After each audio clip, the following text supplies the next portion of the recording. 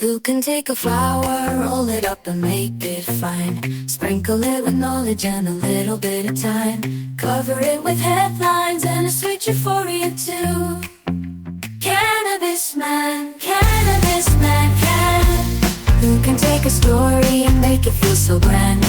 Spread the word around about the wonders of this land. Mix it all with laughter and a sprinkle of insight.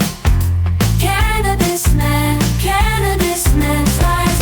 Ooh, Cannabis man, spreading news and joy across the land. Diving deep into the glowing green. Cannabis man, we're all king. Ooh yeah. Ooh yeah.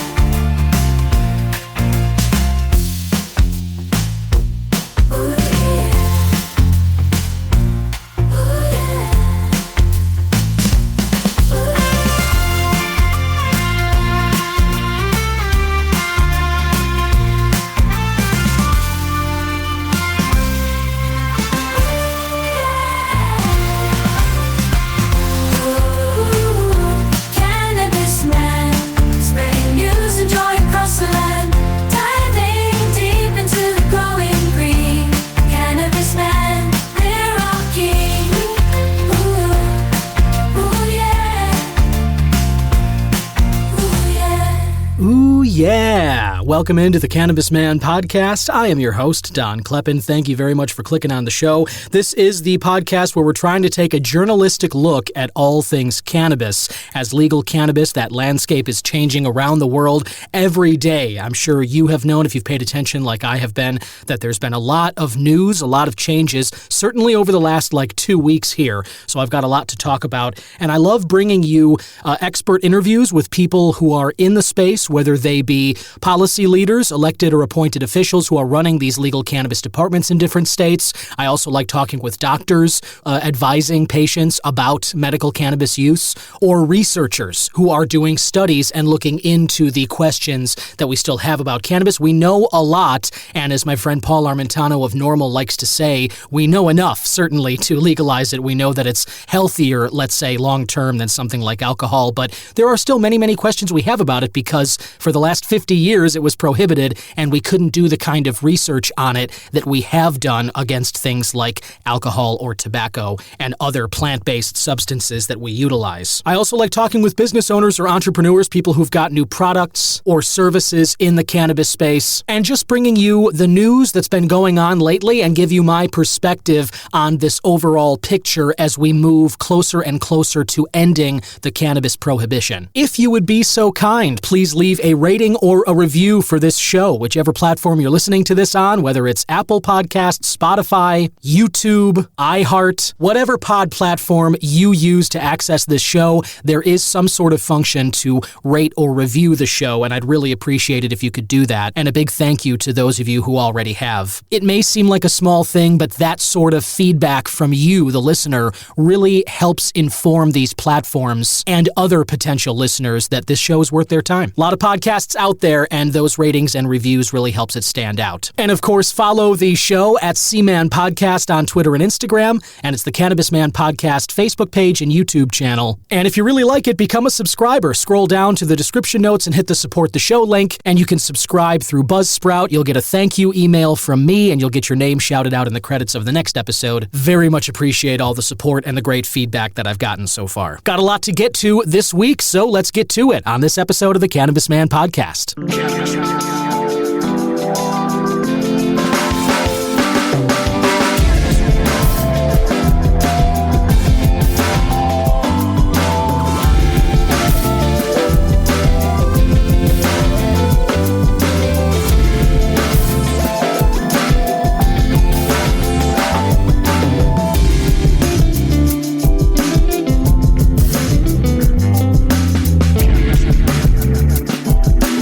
This is Tommy Chong, and you're listening to the Cannabis broadcast.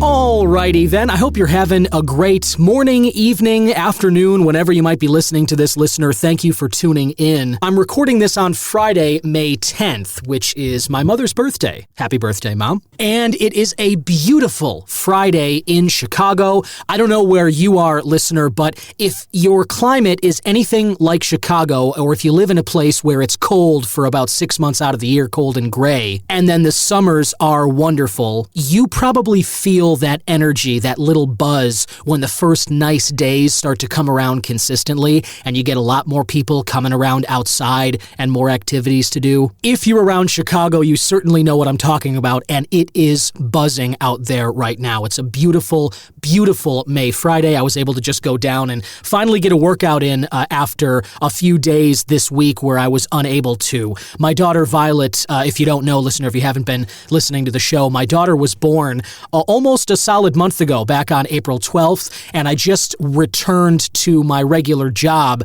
doing traffic for iHeart this week. So I was downtown for a few days out of the week, and the routine that my wife Gretchen and I had kind of settled on in terms of caring for Violet and getting stuff done around the house and stuff really just got thrown by my return to work, which it was always going to. That was always going to happen, but it's just been a little bit of a tough week, certainly.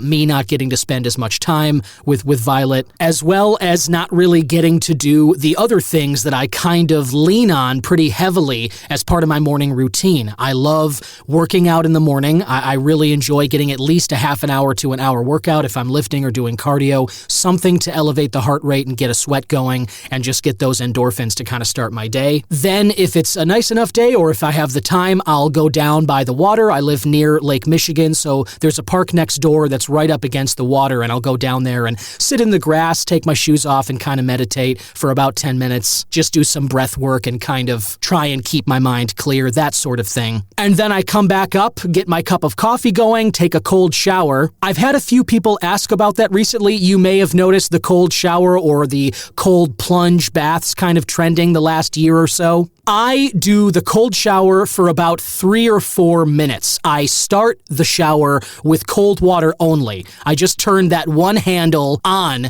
and then it's only cold, and then I jump in there. And it's never easy. You know, same thing kind of like working out. It's when your body's comfortable, it wants to stay at rest. Your body, it's just like that rule in physics. A body at rest wants to stay at rest. A body in motion wants to stay in motion. That's true for our bodies as well. It certainly is for mine. So the exercise takes some mental effort to get up and get moving. And it certainly takes some mental effort to jump into that cold shower, especially after exercising and your blood is warm and you're sweating and whatnot. So it is not easy to do. And even as long as I've been doing this, which has been about a year for me since I kind of started doing this, it never really gets any easier.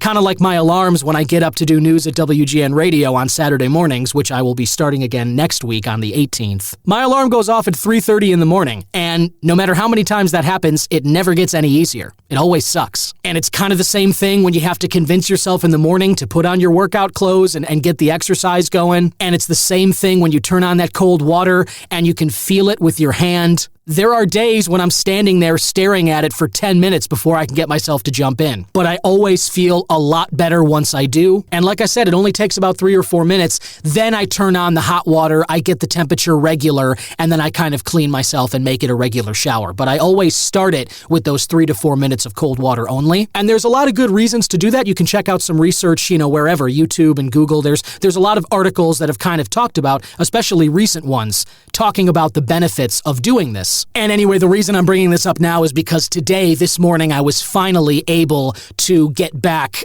to my regular routine. I was just able to get a great workout in. I did a little meditation by the water, and I just finished up with that cold shower. And now I'm here talking to you, and I just feel so fantastic. I've been really, really needing this for this week, and now that I'm on the other side of it, I'm just so thrilled. So I've got the Strawberry and Shine vape pen still that I've been pulling on since I was in Evanston, and I went to that Zen Leaf. Tip of the cap again to those guys at Zen Leaf for just really helping me celebrate the fact that my wife was in Evanston Hospital at that time, getting ready to give birth to Violet. And while she was sleeping, I went out and did some things, including stop by that Zen Leaf dispensary because, Cannabis man, come on. And when I told them that she was there and what the situation was. On top of the pre-roll packs that I had ordered that I went in there for anyway, they threw on some gummies, they threw on this vape pen, and I've been utilizing both here and there. So tip of the cap to the guys at Zenleaf, and cheers to you as I inhale a little bit of this Enshine strawberry vape pen. Wherever you are, whatever you're doing, I hope you're able to enjoy some good weather. We're heading into summer. This is really the sweet part of the year. For a lot of us, maybe you live in a place where the weather's nice all the time. For us here in Chicago and certainly in the North American Midwest around the Great Lakes, this summertime is really the great stuff. It's the sweet stuff of life, and I hope you're able to take some time and enjoy it here this weekend. Cheers.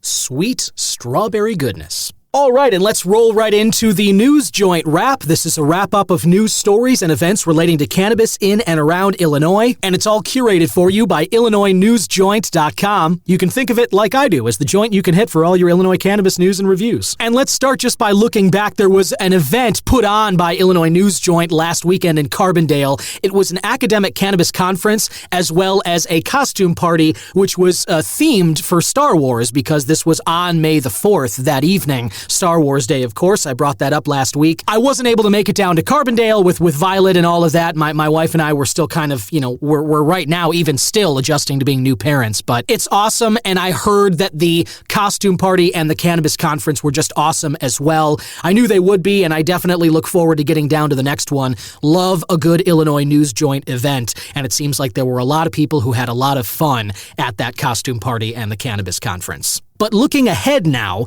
there's a news story on the site from this week. Illinois issued its next round of dispensary licenses. Governor Pritzker and the Department of Financial and Professional Regulation for the state last Friday issued 35 additional conditional adult use dispensing organization licenses to applicants from the Social Equity Criteria Lottery. The list of 35 selected awardees and the next steps for the conditional license period are available at the website. You can find out more. The lottery ran in July of last year, 2023. All 35 applicants issued a license. They met the social equity criteria, and IDFPR says that an additional 13 licenses are expected to be put out soon, for a total of 48 new conditional licenses under that lottery's administrative rules. Now, anyone issued those licenses has 1 year, 365 days to build their dispensary and get final approval from IDFPR for their adult use cannabis dispenser license. Any of those license holders can also apply for a 180-day extension, so 6 months added if you need it for that license to complete. Maybe if you need more time to build your dispensary,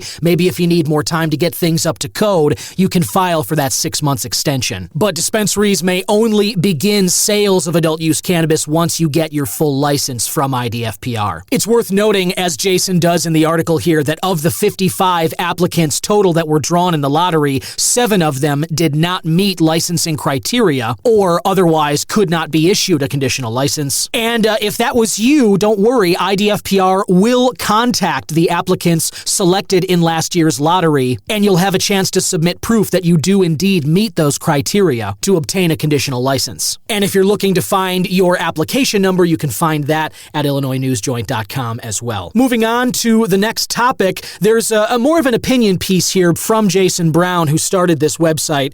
He and I agree on so much in terms of cannabis, but this article in particular really feels like he's just speaking right out of my head, and I really appreciated it. The headline of the article is How Cannabis News Should Be Covered.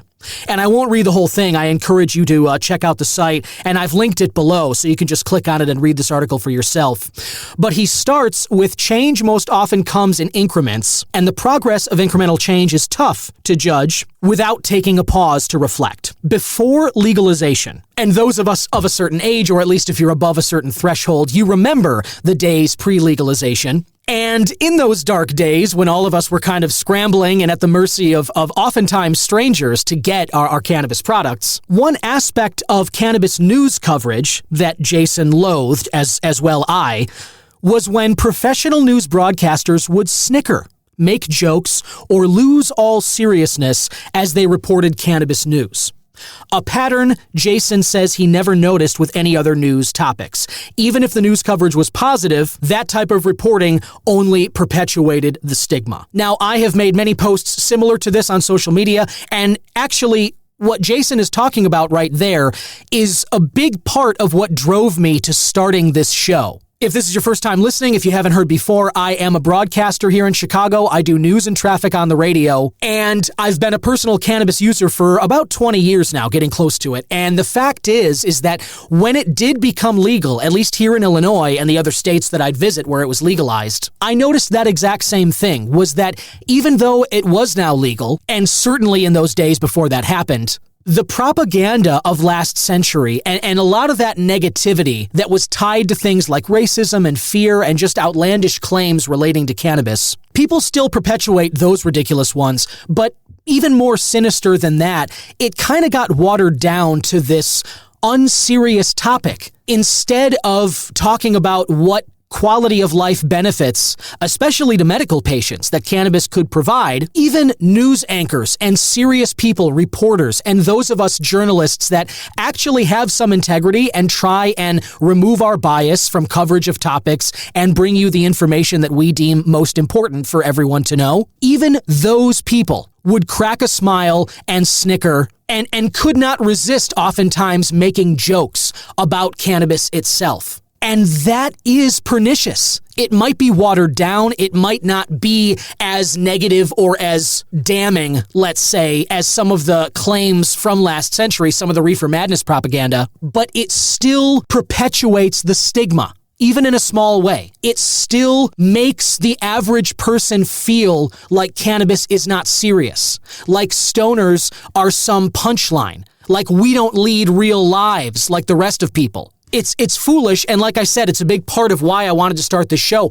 I wanted to start having the serious conversations that I wasn't hearing from my colleagues in journalism. And I have to say, based on a lot of the feedback that I've gotten from you, as well as others who have heard the show, it seems like I've done a decent job of that at least, and people appreciate these kinds of conversations. Because as we say, as cannabis does get legalized, people are going to want to experiment with it. There have been so many out there who never even gave it a second look because it was illegal, because they trusted the authority figures who told them that it was a gateway drug, who told them that it was going to change your family members and melt your brain like a scrambled egg or whatever the ridiculous ads were. So anyway, I appreciate that opinion and that article from Jason there. Another bit of news, Senate Bill 3941 is allowing cannabis patients to purchase from all Illinois dispensaries. Now, he gives a little history in this article. Before adult use legalization, the hundreds of thousands of qualified med patients in the state had only 55 dispensaries to choose from. And the lack of access to specific medical needs, especially in southern Illinois, forced many patients to drive 2 hours or more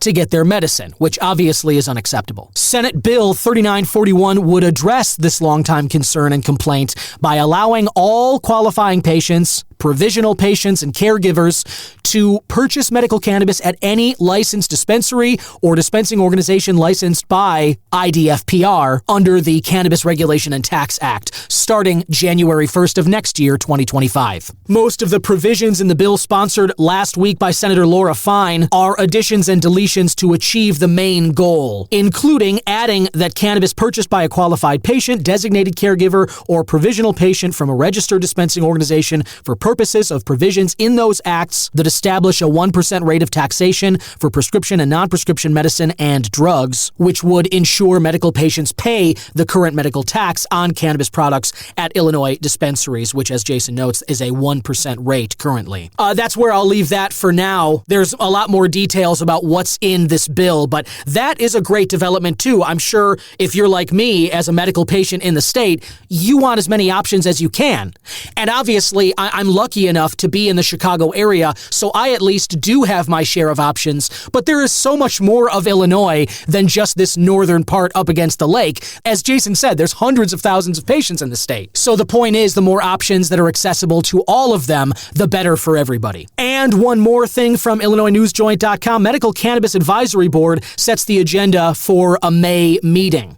The State Department of Public Health, along with the MCAB, Medical Cannabis Advisory Board, released the May meeting agenda. They are set to meet on Monday, the 13th, from 3 to 5 p.m. The agenda includes discussions regarding 4 newly proposed qualifying debilitating conditions for medical cannabis patients. Those 4 qualifying conditions that MCAB is considering would be ovarian cyst, polycystic ovarian syndrome, uterine fibroid, and generalized anxiety as new qualifying debilitating conditions for medical cannabis patients in Illinois. Board members may vote for the recommendation, against it, or they may abstain. During the March MCAB meeting, board members took preliminary votes to add 2 qualifying debilitating conditions: endometriosis and FOD, female orgasmic disorder. I mentioned those when MCAB met back in March. You can hear more details about those conditions in that episode. Or you can scroll down and click the link I've provided and check out all of these news stories that I've mentioned, as well as other ones, stories about events that just happened or are coming up, as well as great reviews of many cannabis products available in the state. All of that is there for you whenever you want it at IllinoisNewsJoint.com. Before I get to the other news stories that I wanted to bring to your attention, listener, I wanted to mention that I, of course, have my cup of coffee here.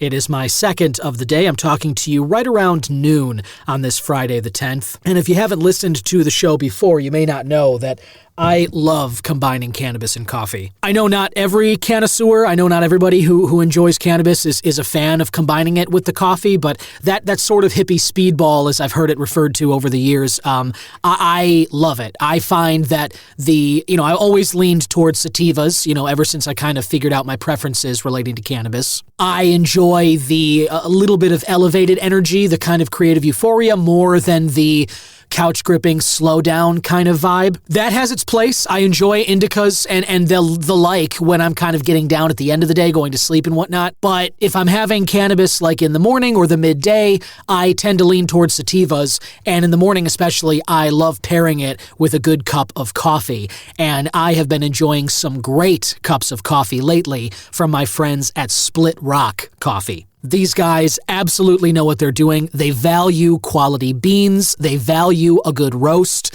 They know what a good cup of coffee is meant to be. They have lots of different product options, and they ship these right to your door. They have 100% Colombian. They have a nice breakfast blend. They have a fantastic cold brew. And I was just talking about how the weather's warming up. Cold brew in the summer is lovely, and Split Rock does a fantastic cold brew. They've got lots of other coffee options, all separate bags. And as I said, you can get all of these shipped right to your door. All you got to do is scroll down through the description notes below this episode, and you can click on the Vouch Store link, and it'll take you to a page where you can order these and have them shipped right to you. And you can enjoy some Split Rock coffee like I am now as you're listening to the Cannabis Man podcast. So get yourself some Split Rock coffee and start your day as magically as I have been. On that note, by the way, of combining cannabis and coffee, I'm curious, do you like to do that? Is that something you've ever tried? Is it something that you have tried every day and you love it? It's part of your routine? Or do you have a different combination that you like to kind of pair with your cannabis? Maybe it's tea. Maybe it's a nice cup of green or Earl Grey tea. Maybe it's a cocktail. Maybe you're a tequila cannabis drinker. I enjoy, Cinco de Mayo was not long ago. A nice margarita to go along with the joint can be fantastic. But I want to know, what is your preferred cannabis combo? Maybe you enjoy it solo. Maybe just a joint is all you need, and that's fine too. But I want to know what your preference is. And I'll tell you an easy way you can let me know. Text into the Cannabis Man podcast. This is a new feature on the Cannabis Man podcast. Just scroll down and you'll see a link above the description notes, right below the episode title. You'll see Text Cannabis Man. If you click that, all you have to do is write your message and I will get it. You don't have to worry about sending an email to the inbox that I've mentioned, although I appreciate everybody who does that. You can always email host@cannabismanpodcast.com.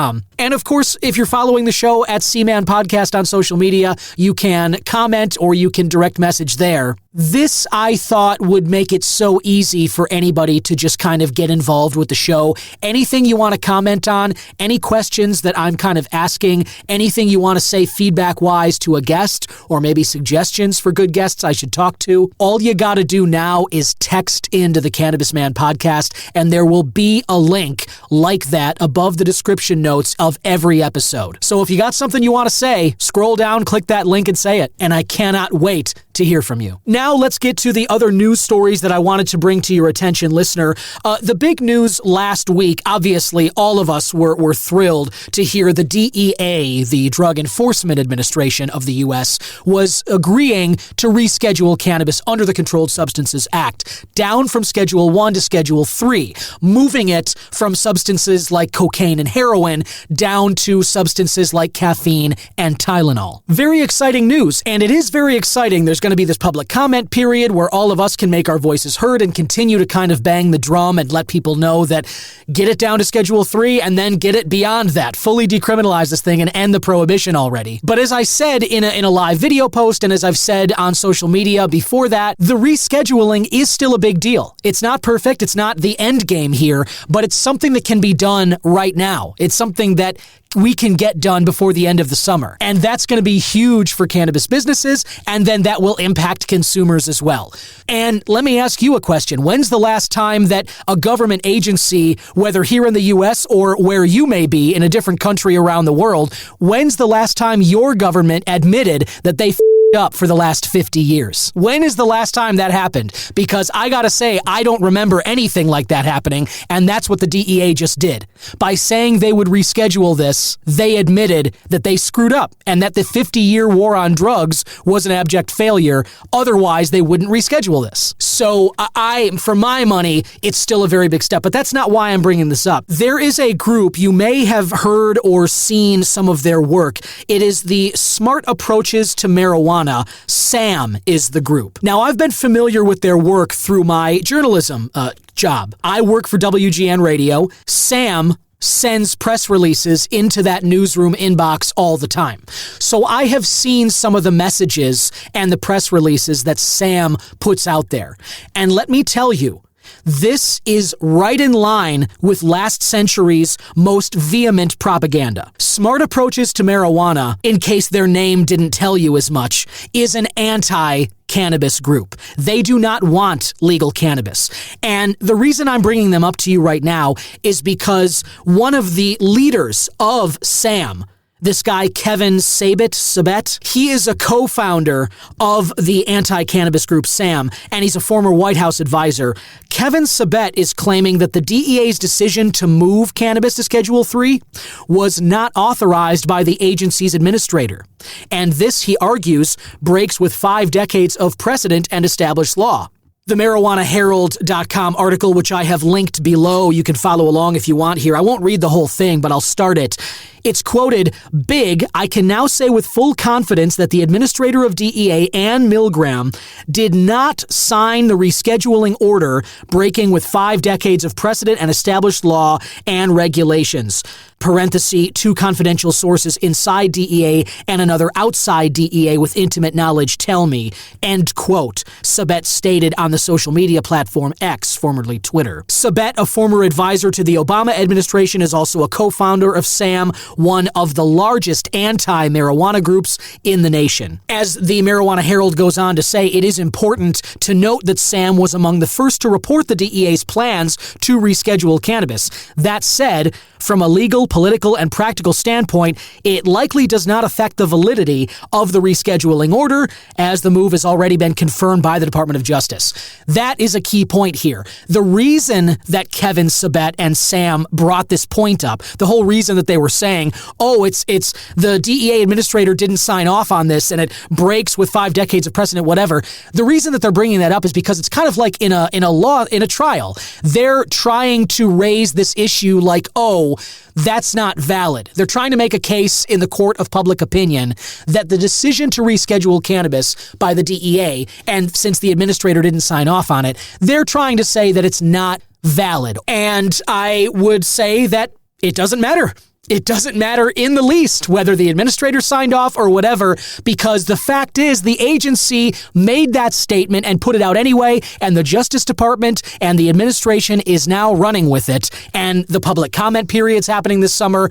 This is being rescheduled, regardless of whether Sam likes it or not. The article goes on, quote, "Today, the Attorney General circulated a proposal to reclassify marijuana from Schedule 1 to Schedule 3. This was announced by the Department of Justice Director of Public Affairs, oh boy, I'm going to butcher this name, I apologize, but Xochitl Hinojosa. I hope I had that close. The quote goes on, "Once published in the Federal Register, it will initiate a formal rulemaking process as described by Congress in the Controlled Substances Act." So the fact is, the wheels are in motion, these gears are churning, and no matter what Sam or any other anti-cannabis groups say, this is happening, and the move toward full decriminalization is underway. But I'm bringing this up to you because don't expect them to go quietly. And when I say them, I mean those opposed to legal cannabis. Don't expect this to be the last point or issue raised with not only the rescheduling, but of course,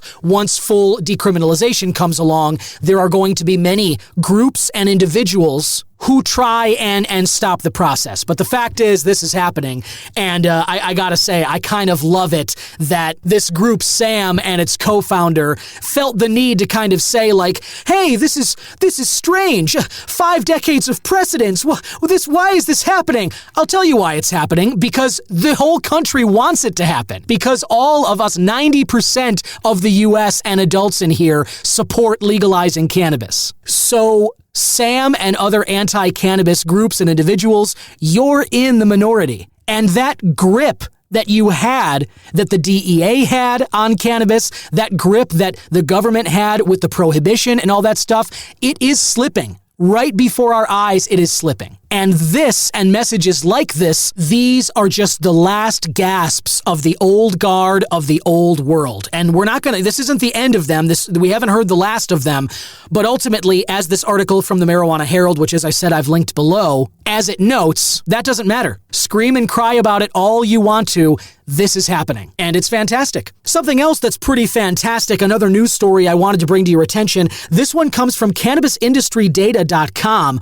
Wholesale cannabis prices dropped by 8.1% in the U.S. last year in 2023. This was published earlier this week, May 7th, and the article starts, according to a recent analysis by LeafLink and Cannabis Benchmarks, and published by MJ Biz Daily, the price for wholesale cannabis flower dropped by an average of 8.1% across 13 legal U.S. markets in 2023. Only 3 state markets experienced wholesale cannabis flower price increases last year. Those would be Alaska, 7%, Missouri, 20%, holy cow, and Oregon, 6%. Gotta say, I'm a little confused by that Oregon one. Missouri, I know, very recently legalized. I expect that to level out over the next few years. You're certainly not going to be seeing 20% price increases going forward. I feel like that's an anomaly. But that's all that data is according to LeafLink. And the U.S. Cannabis Spot Index decreased by 8% last year and rose by 1% to $1,024 per pound as of April 2024 compared to the previous year, according to Cannabis Benchmarks, which shared data from 21 states. End quote. You can go down the list here and you can actually see data from all the states, price data, as well as everything else going on there across time. Another note that they point out in this article is that total legal cannabis sales in the U.S. are expected to reach $31.4 billion this year, according to a recent analysis by Whitney Economics. And additionally, leading cannabis jobs platform Vankst, in conjunction with Whitney Economics, estimates that the legal cannabis industry now supports 440,445 full-time equivalent cannabis jobs in the United States. That's all I'm going to read, but I wanted to point this out because wholesale prices are dropping, mostly. Revenues from legal cannabis sales are up, going up, and are going to continue to go up. And we're now at a point where legal cannabis supports nearly 500,000 jobs. in this U.S. Just extrapolate those numbers for around the world. Wherever you live, if it's Germany, if it's in one of these other legal cannabis countries or markets around the world, you should be seeing dollar signs and secure employment right now. Because I'm telling you, man, it's an exciting time, not just to be a connoisseur, but to be someone who maybe is looking for a new job, a new industry. Nothing is as exciting as legal cannabis right now, and all the signs are arrows just pointing pretty much straight up, and it's fantastic. So I've linked that article below as well. Be sure to check it out if you're interested. Another article I thought was worth your time. There was a review here. This came from NORML. Love the work that the National Organization for the Reform of Marijuana Laws does. If you haven't listened to my conversation with Paul Armentano, who's the deputy director of NORML, you should definitely check out that episode. He is chock full of insight. The man has been fighting this fight for 30 years. And he knows a lot in terms of perspective from where we've come to where we are now, as well as what we know and don't know about cannabis. It's a great conversation, but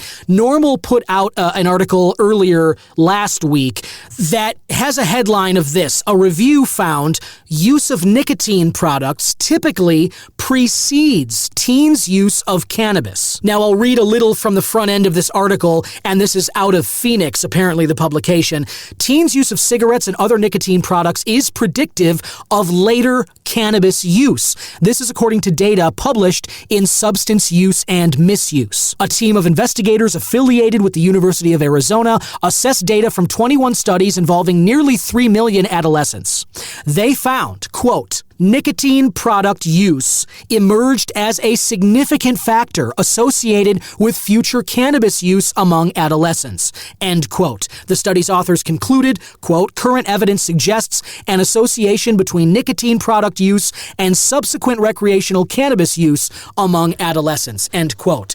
And the reason I bring this up, listener, maybe you already know where I'm going with this, but I'm going to keep pushing ahead anyway. We heard throughout the last century, throughout this prohibition of cannabis, in all the propaganda against weed, the anti-weed campaigns, all of them said marijuana is a gateway drug. I know you've heard that phrase before. If you've heard anything about marijuana in your life, you've probably heard that it's a gateway drug. Well, this study, looking at almost 3 million adolescents across 21 different studies, found that nicotine use often precedes cannabis use, and that there is an associative relationship there. So my question to you is this: what's the real gateway drug here? Is it cannabis or is it nicotine? Is it a joint or is it a cigarette? What is the thing that sort of tips the scales or maybe opens the floodgates if you're a fearmonger or something like that? What is the thing that would send somebody onto a life of drug use or whatever? If we're going with the examples set from the propaganda last century, those Reefer Madness ads, if they're sitting here painting the picture that, oh, you smoke a joint and your little baby, your little child is forever changed, and now they're just going to be a lazy ne'er-do-well with no goals and no motivation, and they're just going to be sitting on the couch for the rest of their days. I find it so interesting that the University of Arizona, looking at all of these things, they found that it's not cannabis that really gets that journey started, which I should say right now, I don't believe that journey's valid anyway. I don't believe in the notion of a gateway drug. Some of us have addictive personalities, and I think that part of what led people like myself to embrace cannabis so fully was the fact that we had been told how bad it was and how dangerous for so long, and then we found through our own exploration and journey of discovery that not only is it not dangerous, but damn it if it doesn't make my life better. And I find it so amusing that not only did it miss the mark in terms of calling cannabis the gateway drug, but instead it is the very legalized and very much encouraged substance of nicotine around the world that in fact precedes cannabis use and whatever use of substances may follow therefrom. So this other substance, nicotine, which as I said was not only normalized, but basically shoved down people's throats in the last century, the 40s, 50s, and 60s. Doctors were smoking during surgery. Airline pilots were smoking on flights. Every business everywhere smoking was allowed indoors and most of the time people were doing it. And I've had this talk with different guests before about how one of the reasons I feel like substances like caffeine and nicotine are so normalized is because they're productivity drugs. They're drugs you step outside from your work shift of 12 hours, you step out every hour and you smoke, and you're out there for 10 minutes, you get a little buzz, and then you get back to work. You can have as much coffee as you want to over your 10-hour shift because that's going to keep you a little bit energized, it's going to keep you awake, it's going to keep the productivity machine moving. I just love that NORML has put this thing out that says a real study out of a university found that no, actually cannabis isn't the gateway drug. It's nicotine. And I think that is something that the next time you hear somebody say that old reefer madness line about cannabis being a gateway drug, I want you to throw out nicotine to them. And this University of Arizona study about how nicotine actually precedes cannabis use. If you believe that then the gate is open and they're just off and running, well then it really starts with nicotine that opened that door. So anyway, check out the rest of that article. I've linked that below as well, and there's some more insight that was found out of that study. It's definitely worth your time. And the topic of that gateway drug story may actually be coming up again as more and more states are looking to legalize, and there are a few of those this year that are looking to put marijuana legalization on their ballots. There are 4 states, according to USA Today. Melissa Cruz published this article last month, actually, and it talks about 4 states that will have cannabis on their ballots come November, and they could make it legal. One of those states is Florida. Florida has an amendment on recreational marijuana, Amendment 3, that would allow anybody 21 years and up to use and possess up to 3 ounces of cannabis. It could also be purchased through dispensaries without the use of a med card, among other changes to the state law. Floridians will need at least 60% of the vote in favor of legalization for the referendum to pass. Advocates say it is doable. A poll last November from the University of North Florida found that 67% of residents were in favor of legalizing recreational cannabis. I know the governor down there, Ron DeSantis, is apparently coming out against it and is mounting a Republican campaign to try and defeat the measure. But that's exciting. Florida could legalize in November. Another state, Idaho. Idaho is one of only 5 states that prohibits the use of cannabis of any kind, including medically, and it represents some of the strictest laws on the books. The Political Action Committee Kind Idaho has been working to change that for years. The group is currently collecting signatures for their Idaho Medical Marijuana Initiative. It would focus on providing medical cannabis to people with chronic health conditions right now or those who are terminally ill. Among other provisions, it would also protect such individuals' caregivers from prosecution and criminal sanction if they possessed or grew cannabis for their patients. The Idaho Medical Marijuana Initiative was first proposed by that group in 2022. It is not on the ballot yet. The group is still collecting signatures, and if it appears on the ballot, advocates are hopeful that it stands a good chance of passing.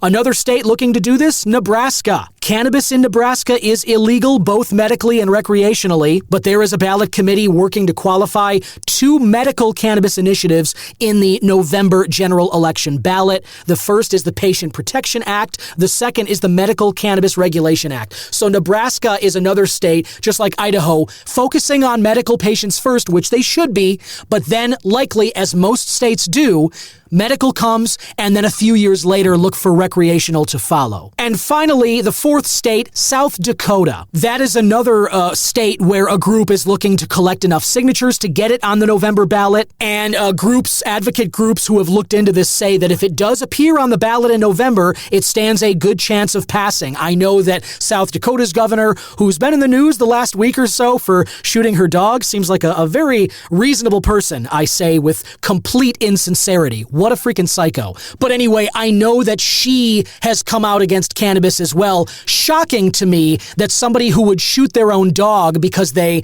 failed at a hunting trip or whatever her reasoning was has never tried cannabis and is probably staunchly opposed to it. Maybe you're like me, I don't know, but when I hear these people talk, oftentimes I'm just like, you know what they really need is a joint. You know, I think really what would settle them down, or, you know, when you're at a party and somebody is just so uptight and you're like, you know, stressed about, you know, whatever, everything. It's just, man, you know what you really need? And it's just so funny because so many of them seem to be staunchly opposed to it. And I find on the other side of it, like, you know what? You need it more than I do. You know, that's the thing. So anyway, that's those 4 states, Nebraska, Florida, South Dakota, and Idaho, are all hoping to have cannabis initiatives on their November ballot. So if you live in any of those states, look out for these advocacy groups, sign a signature if you can, and if they get it on the ballot, get out and vote in November. Some very big stuff on the ballot, all nationwide and in a lot of states too. This is a big election this November for cannabis. Definitely worth getting out to vote for. And finally, though, on that topic, as we're talking about different states legalizing it, and as we talk about all the benefits to it, some countries outside of the U.S. have been moving in the direction of legalization. I mentioned Germany earlier in the show. Very well done. I'm so excited with the move that they made. Even though it's a partial legalization, I know that they will find it to have been a positive development, and I know it's going to expand further. So if you're in Deutschland, just hang in there a bit.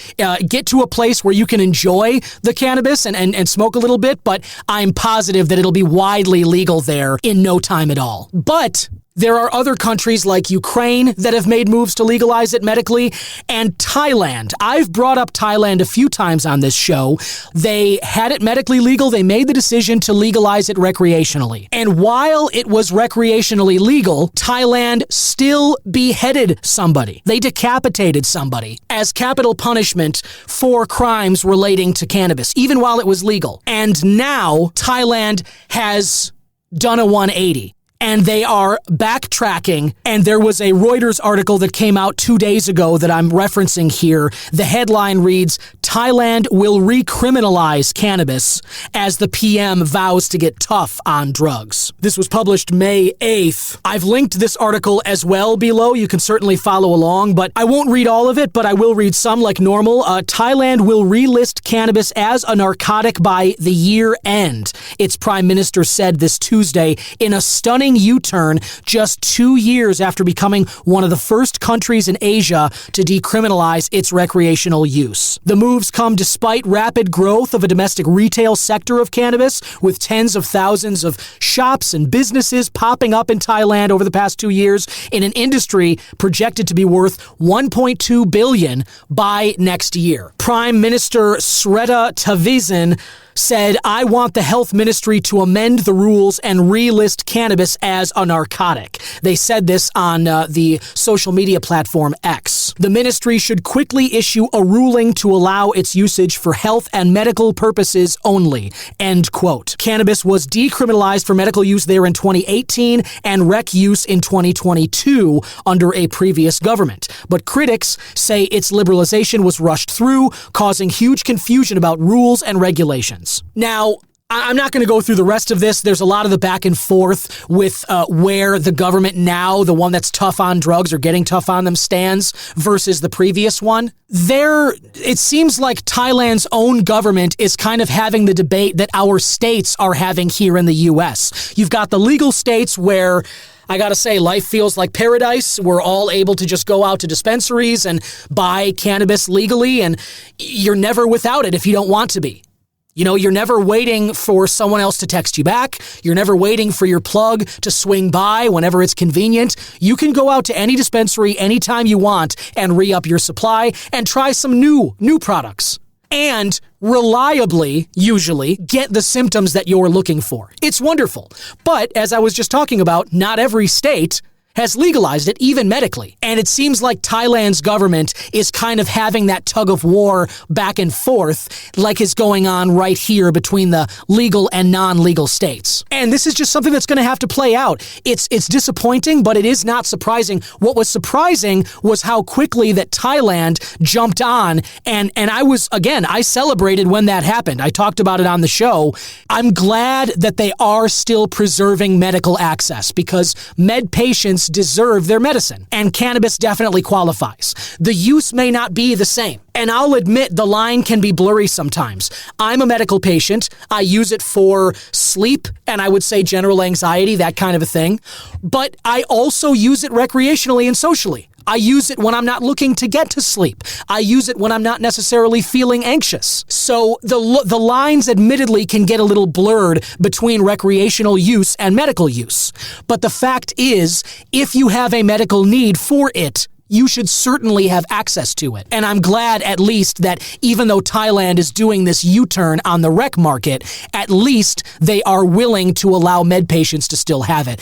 And I would be willing to bet money. You just heard me say from the Reuters article that the market was going to be worth over $1 billion next year. Just like a lot of states here, just like a lot of markets around the world, it's not like people are changing their minds necessarily about the morals of this plant. If they didn't think cannabis was right 2 years ago for whatever reasons, they're not going to think it's right now if they haven't tried it for themselves or they haven't had someone in their own lives personally impacted by cannabis. If they haven't had that, they're not going to change their minds about the issue. The reason, a big reason anyway, for this major green wave and why all these markets are legalizing is the money. The green that's really crashing against people's doors here is not the green of the plant, but the green of the bills. Politicians are seeing this revenue in states and other countries, and they want a piece. And who can blame them? There are projections showing that the global cannabis market is expected to be worth like $500 billion in less than 10 years. $500 billion. So who doesn't want a piece of that? What politician in their right mind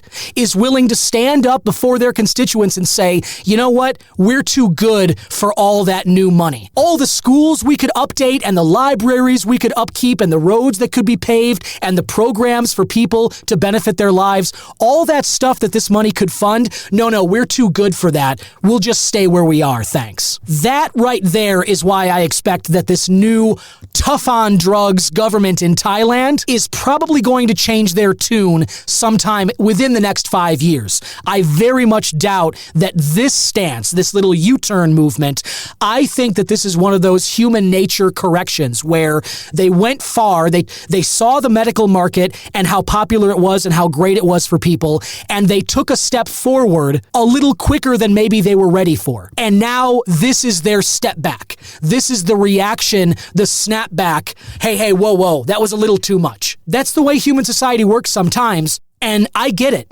Maybe they just weren't ready for the full recreational. But I would be willing to bet money that sometime over the next 5 years, they will be ready for it again and they'll try. Anyway, that's all of the Reuters article that I'm going to read. You can check out the rest of it below. I've linked it as well as all the other articles that I read from this episode. And as I said earlier, if you have any thoughts about those stories I just went through, or if you have any questions of your own that you would want answered, or any suggestions for guests, anything like that, text me. Scroll on down, hit that text link, and I will get your message. Don't forget to follow the show as well at C-Man Podcast on X and Instagram, and the Cannabis Man Podcast Facebook page and YouTube channel. And do me a favor if you can, leave that rating or review however you're listening to this. Really appreciate that. And subscribe to the show if you really like what I'm doing here. Hit the support the show link in the description notes. I'll be back again next week with more cannabis news stories and perspective and interviews with experts in the field. It's a very exciting time, and I'm happy to be here witnessing it and bringing these conversations to you here on the Cannabis Man Podcast. Take care of yourself and your loved ones. Make sure you spend time with them. Tell them how much you care about them, and spend some time outside. Hopefully it's beautiful by you like it is by me here in Chicago. Summer's coming, and boy, I can't wait for it. I am very ready. Talk to you next week. Bye-bye.